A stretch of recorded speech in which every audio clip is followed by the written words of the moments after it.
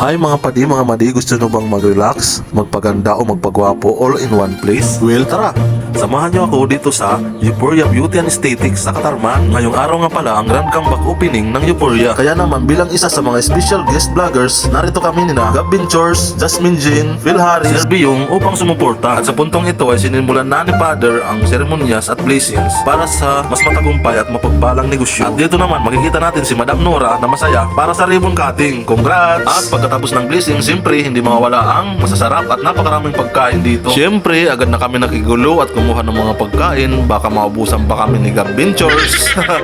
Pero siyempre, hindi ako papayag na hindi matry ang isa sa pinaka-best services nila, ang facial treatment. Grabe, sobrang relaxing, mababait at professional ang mga staff nila at ramdam mo talaga ang skincare of love. Dito naman makikita nyo na tinatanggal na ang aking mga white at blackheads. Sa puntong ito ay hindi ko na alam kung anong ginagawa nila sa pagmumukha ko. Grabe, mga advanced at high-tech ang gamit ng Euphoria. Kaya naman, sobrang solid talaga ng bayad mo dito. Grabe, sobrang smooth ng face ko. At gapong-gapo ako sa sarili.